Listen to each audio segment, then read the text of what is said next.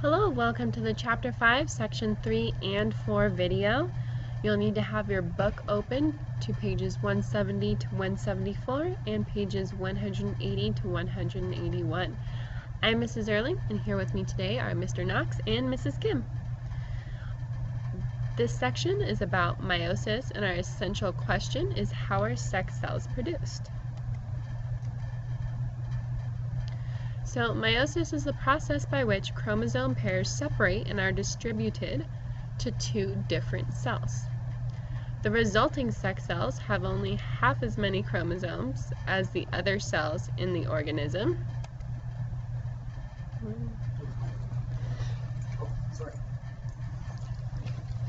Whoa. Mrs. Erling was doing such an awesome job. I was mesmerized. Meiosis. Meiosis is how sex cells are produced. Sex cells, sperm and egg. Okay, humans produce sperm and egg. Fish produce sperm and egg, and as well as plants and animals. Plants produce sperm and egg. The sperm is just in the pollen. Anyway, meiosis is the process by which sex cells are produced, and these sex cells have to have half the number of chromosomes. And if you think about it, if the sperm fertilizes with the egg, you got sperm and egg. When they join together, you have a half plus a half. That will equal one whole. And you guys are a result of half your mom's eggs, half your dad's sperm, half and half make a whole. You guys have a whole set of chromosomes thanks to your mom and dad. So, before meiosis, okay, here is meiosis. I probably just redid what Mrs. Erling did, but she did it better. Listen to her. All right, before meiosis, before eggs or sperm are even produced, a sex cell, or this cell, copies its chromosomes. So you got two sets of chromosomes, and then you see it divide. So it copies, then it divides, and then it divides again. So meiosis is the process of producing sex cells, and this is how it's done. The chromosomes copy once, divide twice. And as you guys know, there's 23 pairs of chromosomes in your body.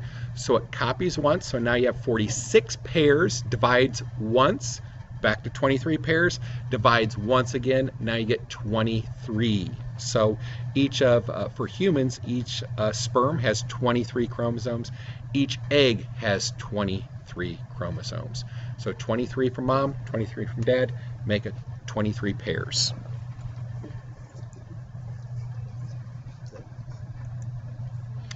Okay, right now in your notes, you could make either a Venn diagram, or you can just write a couple of sentences. Oops, let's go back. Comparing and contrasting mitosis with meiosis. If you look at the diagram, if you go back and look at the diagram, there are a lot of similarities between the two, but of course they're not identical. Mitosis is where regular cells are made, and then meiosis is when your sex cells are made. And how are they similar and how are they different? Okay, so here is an animal cell, and inside the nucleus we have your chromosome. Okay, and remember, in interphase, all the chromosomes make a copy of itself so that you can divide, and then each cell will have enough chromosomes. Well, when there's a mistake in copying of the DNA, not necessarily a bad thing, but when there's a change in the DNA, when it's making a copy of itself, we call that a mutation.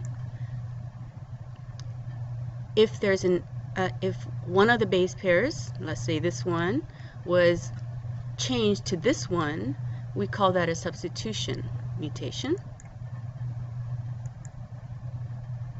If one of the base pairs is not copied correctly and it's missing, we call that deletion. And if an extra base pair was put where it doesn't belong, we call that addition. And mutation can either be helpful, harmful, or it really won't make a difference. It just depends on where on the chromosomes the mutation has occurred.